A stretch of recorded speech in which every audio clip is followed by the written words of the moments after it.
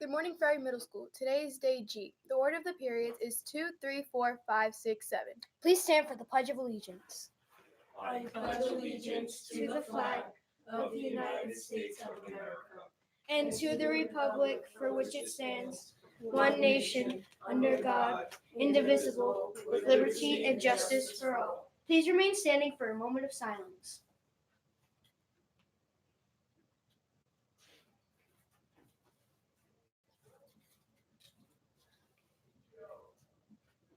Please be seated. Now to today's history and sports and weather.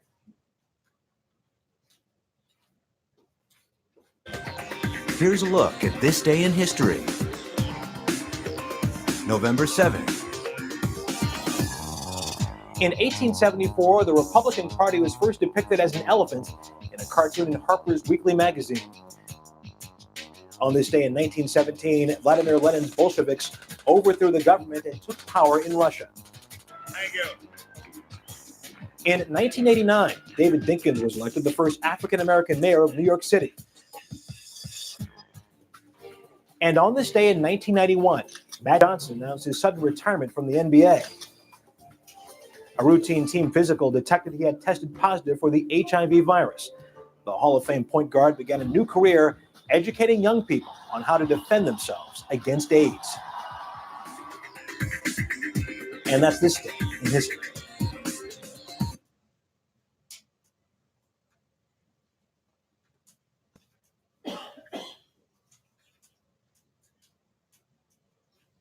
Scoreless game, Skippers. Sadie Sewells with the corner, well placed, but Clipper goalie Juliet Vemmer snares it. Scoreless after regulation. Clippers strong in PKs. Abigail Free fires it home, nicely done. Then with one save left to make, Vemmer comes up big again. This one finishing it off.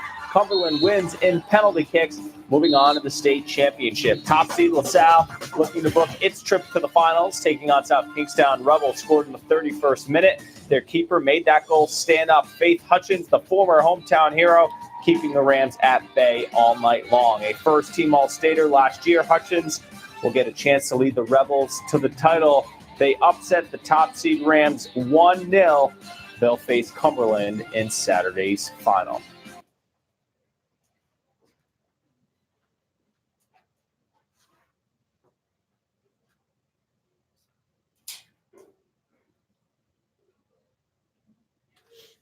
Upper 50s despite the clouds. Winds turn breezy out of the south-southwest. We're watching the approach of this frontal system. You can see the showers across Pennsylvania this morning. Most of those initially lifting up to the north of us, but I do expect in the late afternoon and early evening for that rain to push in. And it does turn cold enough overnight that some spots, especially north of Providence, may briefly see it change over to some wet snow before coming to an end. Nothing that accumulates. We're back to dry skies when you start your day on Friday, but it'll be feeling like winter here for the end of the week. Windy and very cold temperatures only in the upper 30s on Friday afternoon. And look at that Saturday morning low down into the lower 20s. Sunshine, lighter wind Saturday near 41. The full weekend forecast is over on Fox Providence.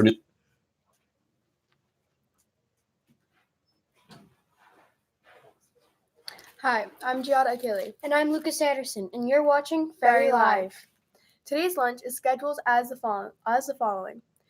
8th graders with gym, art, and music have first lunch. 7 blue and 7 white have second lunch. 6 blue and 6 white have third lunch. And 8th graders with skills, health, world language, and geo skills have fourth lunch. Today's lunch is popcorn chicken and homemade mashed potato bowl, beef nachos, seasoned corn with a fruit and veggie bar. Yum. Today's quote of the day is Autumn, the year's last loveliest smile by William Cullen Bryant. Wise words.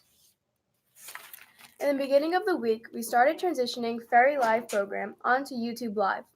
Mr. Pistacco sent the link for students and teachers to subscribe. Students can watch directly on their lone device after subscribing. Teachers can also display live by Chromecast or DirectWire HDMI on their screen.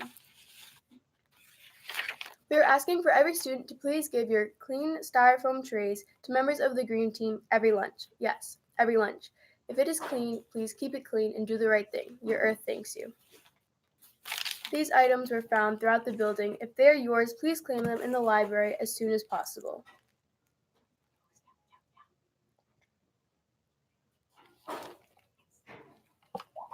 And now to Lucas. Thank you, Giada.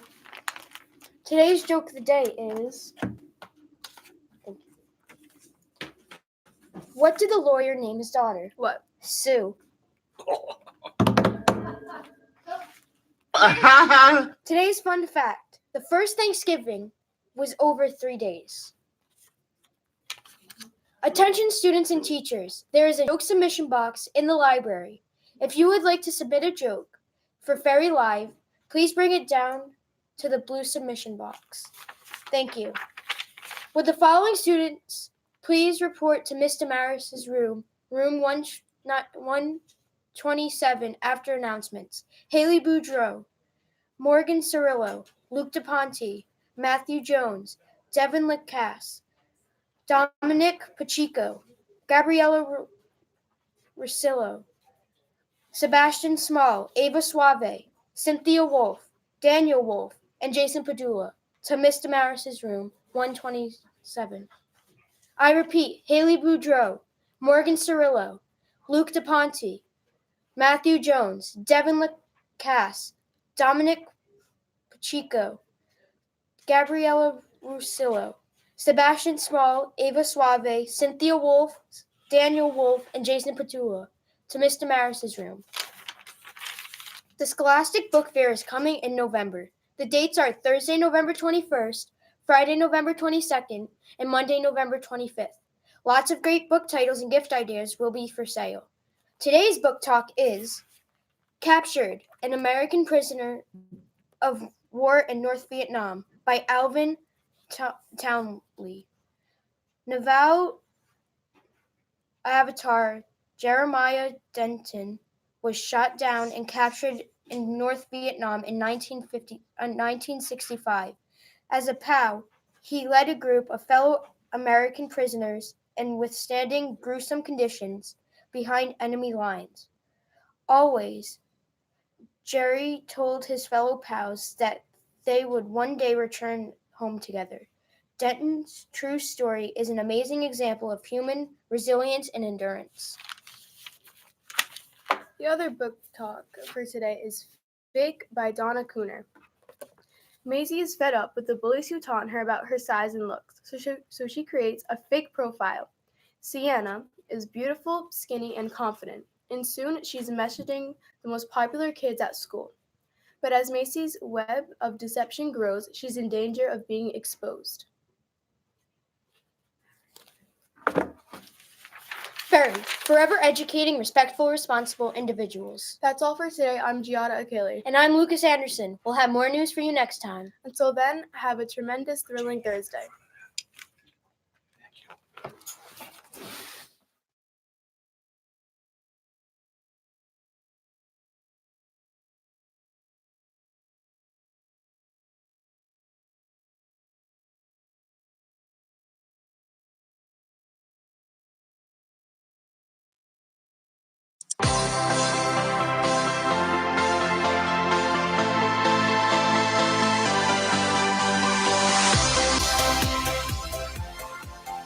Welcome to a special edition of CNN 10. I'm Carl Azus, and today's show puts one high-profile subject in the driver's seat: driverless cars. This means autonomous vehicles, cars that do all of the work of handling themselves without any input from people.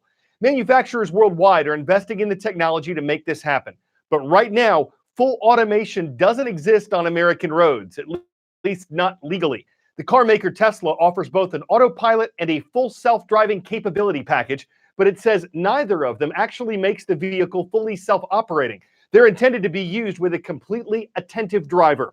This year, the company has investigated a couple incidents in which crashes occurred when the autopilot feature was reportedly enabled. So there are concerns about the safety of this technology. And that includes the fact that it's only possible with computers. What if they lock up or need a reboot like your smartphone? What if they're hacked? Also, privacy advocates have sounded the alarm about your every movement and speed and destination being tracked and logged. Who gets access to that information? For today's show, though, we're giving you a glimpse of a driverless ideal, What could the future look like for a city filled with autonomous vehicles, assuming everything goes as manufacturers and supporters of the technology hope it will? Americans love their cars. Getting my first car was one of the happiest days of my life.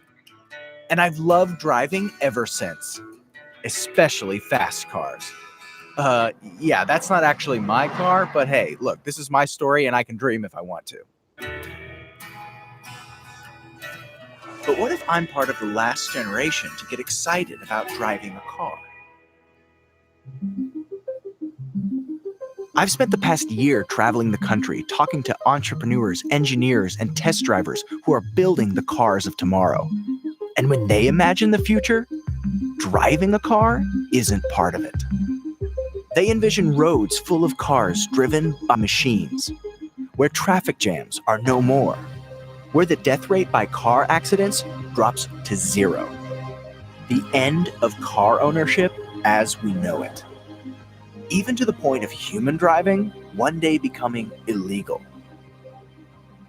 I asked them all the same thing. What will the future look like? And what will it take to get there? What I found was really exciting, but also a bit shocking.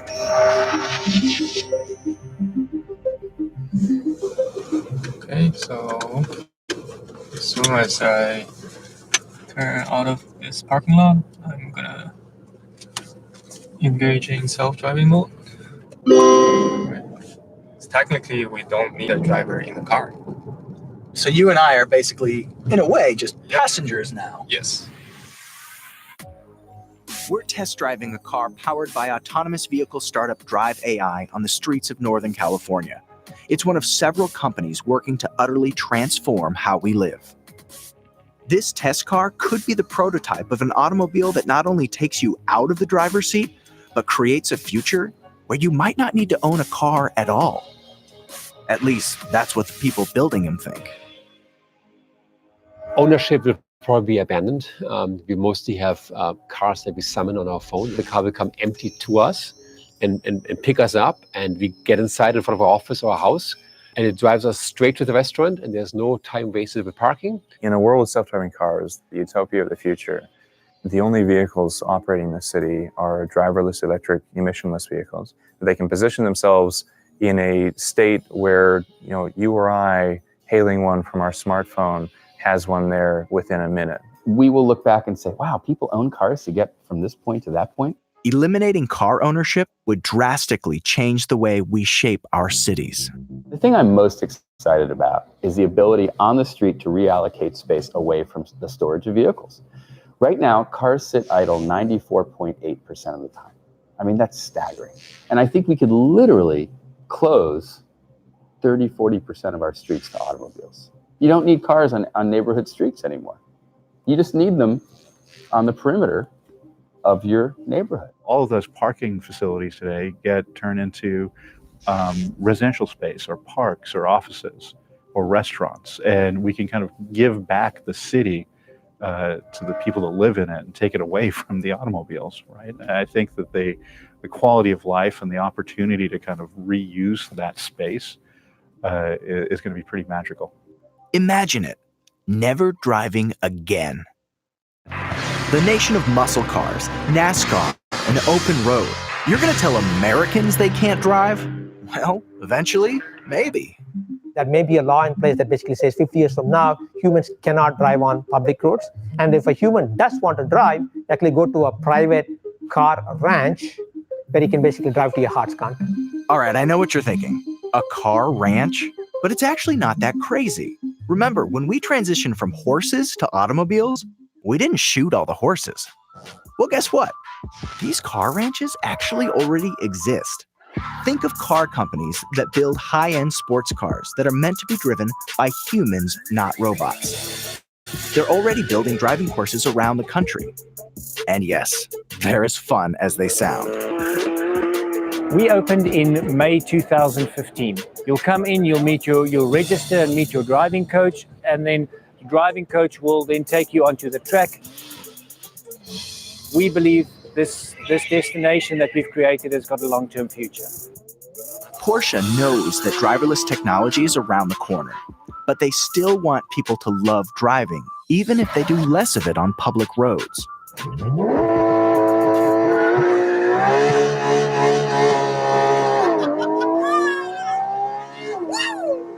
It's like being a kid in a candy store. Yeah, seriously.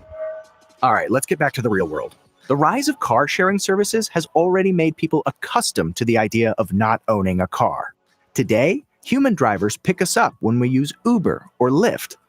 But that's not going to last. Autonomous ride sharing is absolutely coming. It is right around the corner, and you'll see it in pockets at first, and slowly and surely you'll start to see these vehicles all over the place. There is an opportunity on a long enough timeline where we may have a fleet that is fully autonomous. As you start to see people adopt to transportation as a service, the hope here is that car ownership will slowly decline. The ripple effect of automation on our cities will be felt beyond just cars. Drones will roam the skies, making deliveries. And robots, like this one already in Washington, D.C., may bring food orders to your door very soon. In the nation's capital, Starship Technologies delivers food by an automated robot.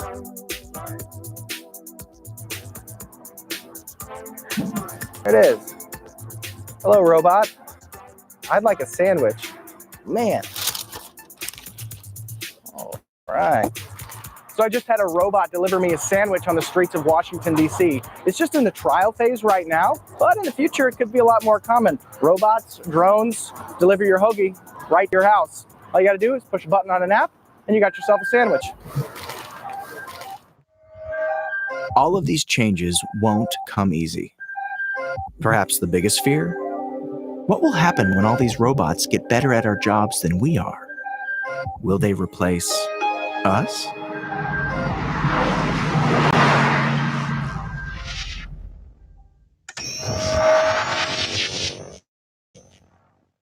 Okay, you heard phrases like eliminating car ownership and right around the corner, but you also heard words like prototype and test car. To be clear, experts say a cityscape with fully self-driving cars is likely to be decades away, and whether this would work in the country is another question entirely. For the present, even with all the technology available to us, drivers are still autonomous, mostly in control. And even if driverless cars seem the technological next step, the intelligence of smart cars is still artificial, so smart design will have to take the driver's seat if people are to take a backseat role on the road ahead. I'm Carl Azus, and I break for CNN.